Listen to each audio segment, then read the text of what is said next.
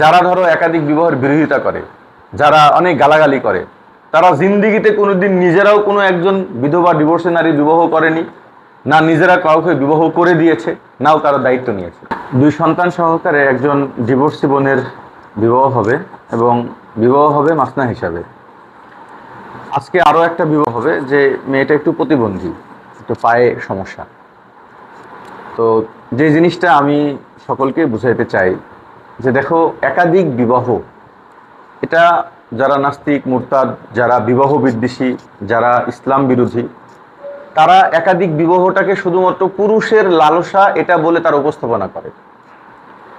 কিন্তু একজন পুরুষ একজন নারীর বিবাহ করে দায়িত্ব নিচ্ছে, তো এটা তো অনেক বড় সওয়াবের কাজ।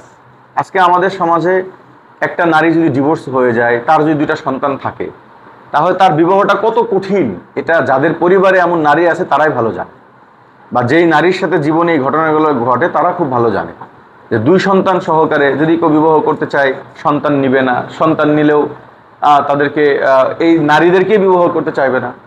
বলতো প্রথম বিয়ের ক্ষেত্রে একটা প্রতিবন্ধী নারীকে কে সহজে বিবাহ করবে? কেউ নিজে চাইলেও তার পরিবারের লোক তাকে কি করবে? বাধা দিবে। তো যখন একাধিক বিবাহর যখন প্রচলন সহজ হবে, পুরুষরা যখন একাধিক বিবাহ করবে, নারীরা যখন একাধিক বিবাহ হতে রাজি হবে, তো দেখা যাবে সমাজের প্রত্যেকটা স্তরের নারীদের বিবাহ সহজ হয়ে যাবে। চট্টগ্রামের একটা বিবাহ হতে লাখ লাখ টাকা খরচ হয়, কিন্তু যখন দ্বিতীয় তৃতীয় বিবাহের ব্যাপার আসে তখন কোনো খরচ ছাড়াই বিবাহ হয়ে যায়। আমি তো চিন্তা করি যে যারা ধরো একাধিক বিবাহের বিরোধিতা করে, যারা অনেক গালাগালি করে, তারা জিন্দিগিতে কোনোদিন নিজেরাও কোনো একজন বিধবা ডিভোর্সি নারী বিবাহ করেনি, না নিজেরা কাউকে বিবাহ করে দিয়েছে, নাও তারা দায়িত্ব নিয়েছে। কিন্তু এই যে এই সমস্ত ভাইয়েরা দায়িত্ব নিচ্ছে, এদেরকে গালি দেওয়ার জন্য লোকের কি থাকবে না? অভাব থাকবে না। ঠিক আছে। তো যাই হোক, যারা বিবাহ বিদ্বেষী, যারা এরা হলো মূলত নারীদের শত্রু। এরা চায় যে নারীদের ভালো জায়গায় বিবাহ না হোক, নারীরা ঘর না পাক। একটা ডিভোর্সি নারী যেরকম পড়ে আছে এভাবেই পড়ে থাকুক, একজন বিধবা যেভাবে পড়ে আছে বাড়িতে এভাবেই পড়ে থাকুক, এরা তারা চায়। তাহলে কি হবে যে এই নারীগুলো একটা সময় বিপদগ্রস্ত হয়ে সে আপনার গার্মেন্টসে কাজ করবে, না হলে কারের বাড়ি চাকরানি হবে, আর না হলে মানুষের কাছে চাইয়ে চেয়ে খাবে। তো একটা সময় এই নারীগুলোকে এই সমাজের কিছু নোংরা মানুষ যারা অন্যায়ভাবে ব্যবহার করে তাদের জন্য কীভাবে সহজ হবে।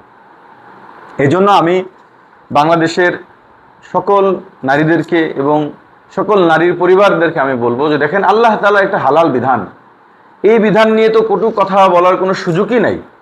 তারপরেও এই দিকটাও বোঝা যে একজন বিধবা, একজন ডিভোর্সি নারী যখন কারোর মাসনা হতে সে তৈয়ার থাকে, তাহলে তার সহজে বিবাহ হয়ে যাবে, তার বাবার উপর থেকে বোঝা কমে যাবে। কিন্তু যারা বিবাহ বিদ্বেষী, নাস্তিক, মুরতাদ, ইসলাম বিদ্বেষী, তারা কখনো চায় না যে একটা মুসলিম নারীর কি হয়ে যায়, বিবাহে হেফাজত হয়ে যায়। তো আল্লাহ তাআলা আমাদের বোঝার তৌফিক দান করেন। এখন যারা এই কাজগুলো করে তারাও তাদেরকে কলঙ্কিত করতে চায়। হ্যাঁ, আইএমবি নিয়ে কত বাজে বাজে কথা মন্তব্য করে, কন্ট্যাক্ট ম্যারেজ করে। ভাই আপনি বলেন তো, আমি তো আজকে একজনকে বলতেছিলাম যে অনেকেই মিথ্যা তহমত দেয় যে ওনারা কন্ট্যাক্ট ম্যারেজ করে, এই করে, আরো বাজে বাজে কথা ব্যবহার করে। খোদার কসম একটা প্রমাণ দেখাতে পারবে কেউ?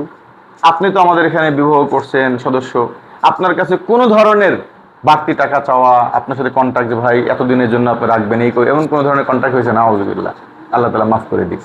তো এগুলো হলো নাস্তিক মুরতাদদের কাজই হলো এগুলো, যে ইসলামের কোনো কাজ যদি কোথাও হতে থাকে তখন তাদেরকে বিভিন্ন কথা বলে কি করে, কলঙ্কিত করে। তো আমি বাংলাদেশের সকল নারীদেরকে এবং তাদের অভিভাবকদেরকে আমি আহ্বান করব যে আপনারা আল্লাহ তাআলার এই বিধানটার উপকারিতা বুঝেন। এবং অনেক পরিবার আছে এরকম যে নিজের বোন ডিভোর্সি পড়ে আছে, কষ্ট পাচ্ছে, সে আরেকজনের দ্বিতীয় স্ত্রী হতে চাচ্ছে, পরিবারে কেউ রাজি না।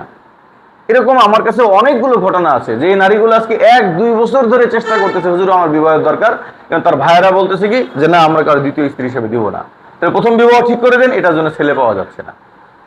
এরকম হাজার হাজার নারীর জীবন ধ্বংস হচ্ছে এই সমাজে, হাজার হাজার বিধবা নারীর জীবন ধ্বংস হচ্ছে এই সামাজিক এই কুসংস্কারের কারণে।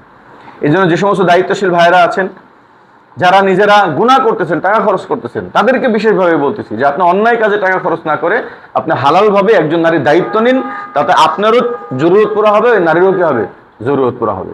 এবং বাংলাদেশের যে সমস্ত দায়িত্বশীল ওলামা ইকরামরা আছেন, দায়িত্বশীল দিনদার ভাইয়েরা আছেন, তারা যদি এই সমস্ত নারীর দায়িত্ব না নেন, তাহলে ফাসেক ফুচ্চাটা কি এই সমস্ত নারীর দায়িত্ব নেবে নাকি? তো আল্লাহ তাআলা আমাদের সকলকে বোঝার তৌফিক দান করেন। আল্লাহ তাআলা আপনাদের জিন্দেগিতে বারাকা দান করুক।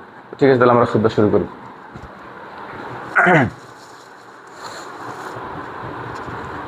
আলহামদুলিল্লাহ নাহমাদুহু ওয়া নাস্তাঈনুহু ওয়া নাস্তাগফিরুহ ওয়া নাউযু বিল্লাহি মিন শুরুরি আনফুসিনা ওয়া মিন সাইয়্যাতি আমালিনা মান ইয়াহদিহিল্লাহু ফালা মুদিল্লা লাহু ওয়া মান ইউদ্লিল ফালা হাদিয়া লাহু ওয়া নাশহাদু আন লা ইলাহা ইল্লাল্লাহু ওয়াহদাহু লা শারীকা লাহু ওয়া নাশহাদু আন্না মুহাম্মাদান আবদুহু ওয়া রাসূলুহু আম্মা বা'দু ফাআউযু বিল্লাহি মিনাশ শাইতানির রাজীম বিসমিল্লাহির রহমানির রহিম فانكحوا ما طاب لكم من النساء مثنى وثلاث ورباع فإن خفتم ألا تعدلوا فواحدة أو ما ملكت أيمانكم وقال النبي صلى الله عليه وسلم تزوجوا الودود الولود فإني مكاثر بكم الأمم وقال النبي صلى الله عليه وسلم النكاح من سنتي فمن رغب عن سنتي فليس مني وقال ابن عباس رضي الله تعالى عنه تزوج فإن خير هذه الأمة أكثرها نساء بارك الله لنا ولكم في القرآن العظيم ونفعنا وإياكم بالآيات وذكر الحكيم وصلى الله تعالى على نبينا وعلى آله وأصحابه أجمعين.